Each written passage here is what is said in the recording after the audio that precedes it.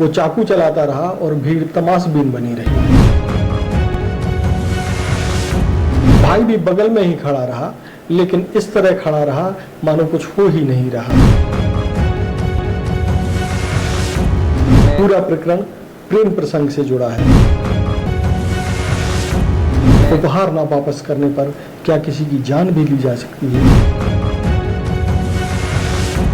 एक ऐसे हत्याकांड की कहानी है जिसमें युवक पहले ही 2 शादी कर चुका है और लड़की संभवतः नाबालिग थी। आखिर चाकू मारने वाला है कौन और उसने चाकू क्यों मारे और उसने इसके लिए क्या क्या तैयारी कर रखी थी?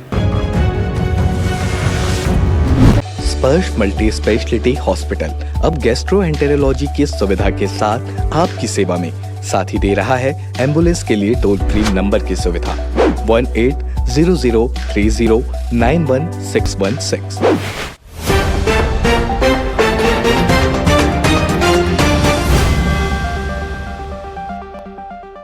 नमस्कार, मैं हूं मयंक चतुर्वेदी और आप देख रहे हैं तीरंदाज। आज हम गैरोला पेंड्रा मरवाही की वो दर्दनाक दास्तां आपके सामने लेकर के आए हैं, जिसमें कल यानी 26 जून को एक युवती की हत्या कर दी जाती है और वो हत्या करने वाला उसका प्रेमी बताया जा रहा है, जिससे लड़की दूर जाना चाहती थी। अब बताते हैं पूरा मामला क्या है। घटनाक्रम के बारे में बताया जा रहा है कि रंजना नाम की एक युवती, जो कि संभवतः 20 या 21 साल की है, वो ब्यूटिशियन का काम करती है और कल जो है वो गैरोला पेंड्रा मरवाही, जो कि नया जिला बना है 2020 में छत्तीसगढ़ का, वहाँ काम करती है। रंजना अपने काम के सिलसिले में घर से निकलती है और उसके साथ उसका ममेरा भाई भी होता है। दोनों स्कूटी से ब्यूटी पार्लर की ओर जाते हैं, जहाँ वो ब्यूटिशियन का काम करती है। रास्ते में एक युवक उसका पीछा करता है और पीछा करते हुए उसको स्टेट बैंक के पास रोक लेता है। यहाँ जो है युवती के साथ विवाद होता है और विवाद इस बात को लेकर के होता है कि उसने जो 3 साल के ताल्लुकात के दौरान जो उपहार दिए हैं, मोबाइल दिया है, बाकी जो सामान दिया है, उसको वापस कर दिया जाए। लड़की जो है सामान वापस करने के लिए राजी हो जाती है और उसको फ़ोन भी वापस कर देती है और ये कहती है कि आज के बाद उससे मिलने की कोशिश मत करना। इसके बाद युवक जो है उत्तेजित हो जाता है और उत्तेजित होने के बाद अपने पास रखे हुए चाकू को निकाल करके युवती पर ताबड़तोड़ वार करता है।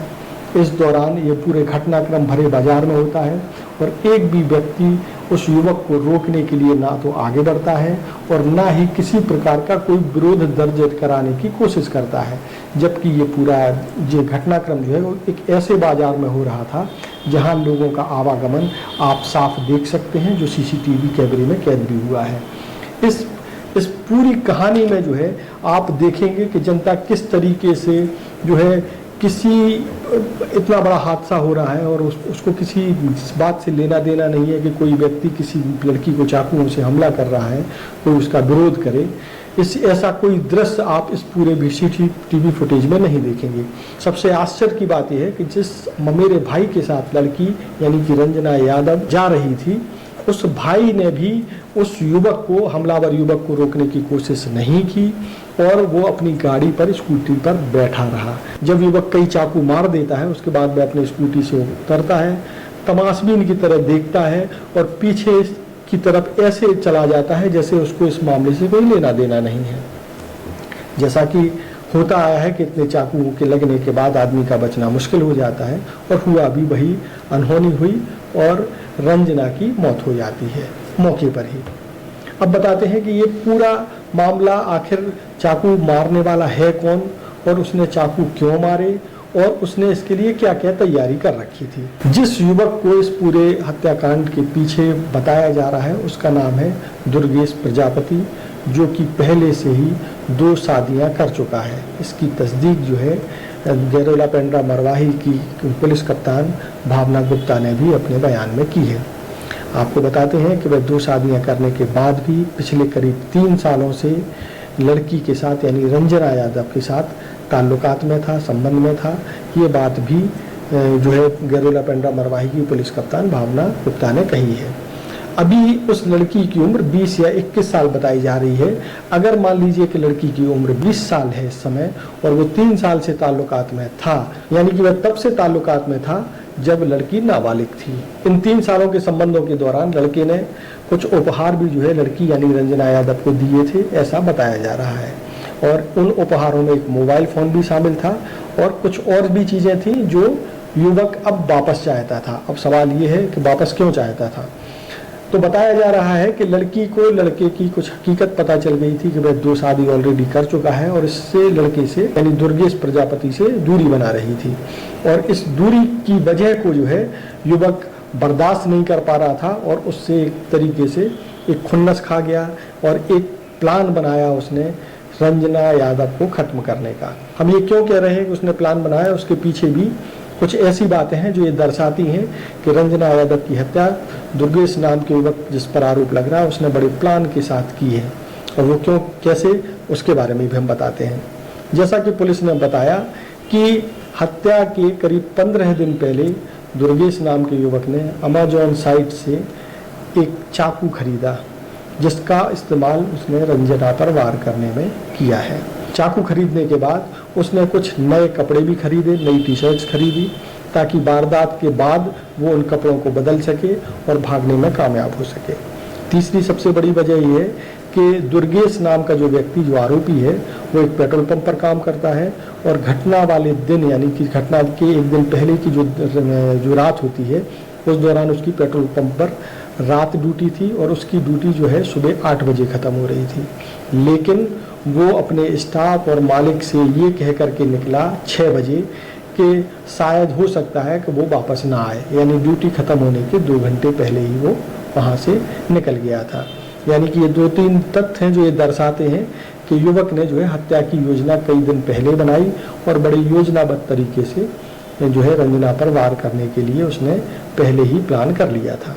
घटना के दिन का ब्यौरा हम आपको बता चुके हैं कि वो किस तरीके से रंजना का पीछा करता है, सरे राह उसकी जान लेता है, लोग किस तरीके से तमाशाई बने रहते हैं। उसका भाई भी जो है मूक दर्शक की भूमिका में रहता है। इसके बाद वो वारदात को अंजाम देने के बाद कितने इत्मीनान से मौके पर ही खड़ा रहता है, उसको देखता रहता है और अपने चाकू को वहीं फेंक देता है। लेकिन थोड़ी देर बाद वो अपने उस चाकू को उठाता है, अपनी बाइक की डिग्गी में रखता है और वहाँ से बड़े ही इत्मीनान से फरार हो जाता है। अब पुलिस बताती है कि फरार होने के बाद सबसे पहले उसने अपनी टी-शर्ट बदली, जो उसने नई टी-शर्ट ली थी उसको पहना और उसके बाद जो है वो वहाँ से फरार हो गया। हालांकि पुलिस ने उसको पकड़ने में सफलता हासिल कर ली है।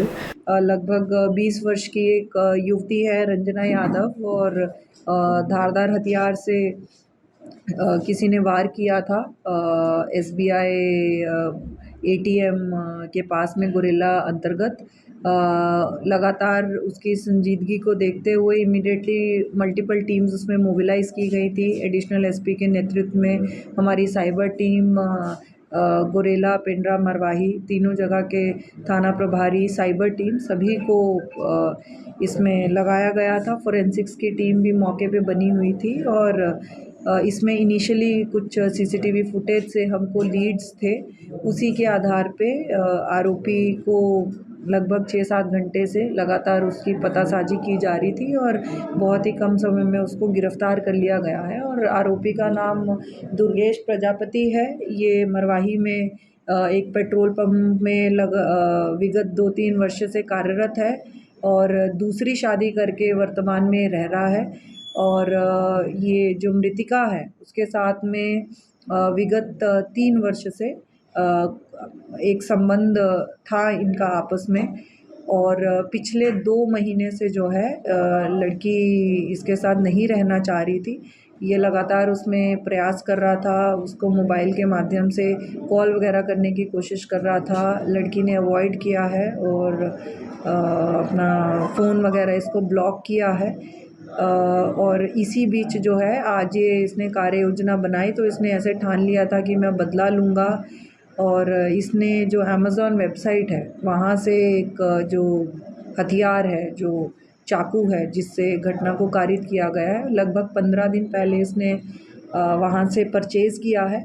और आज ये कल नाइट शिफ्ट अपनी इसने करी है, मतलब सुबह 8 बजे तक आज इसकी शिफ्ट थी, लेकिन ये सुबह 6 बजे अपने मालिक को बोलते हुए कि मैं जा रहा हूँ, हो सकता है नहीं आऊँ, ऐसा कह के। और जैसा आरोपी की इंटरोगेशन में सामने आया है कि पूरे मन के साथ में, पूरी प्रिपरेशन के साथ में आज ये घटना को अंजाम देने यहाँ पे पहुँचा था। इसने अपना एक अलग से टी शर्ट, एक शराब की बोतल, ये सारी चीज़ें साथ में रखी थी।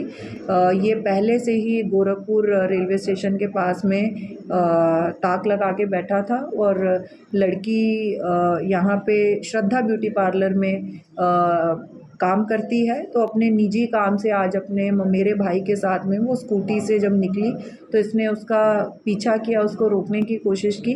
और जहाँ पे घटना कारित हुई है वहाँ SBI ATM के पास में फाइनली लड़की को रोका और उससे पहले विवाद करने लगा कि जो मैंने तुम्हें सामान दिया है उसको वापस करो। और इसी बीच जो लड़की का ममेरा भाई था वो उसके बड़े पापा को फ़ोन करके बुला रहा था और वहाँ से निकलने की कोशिश कर रहा था।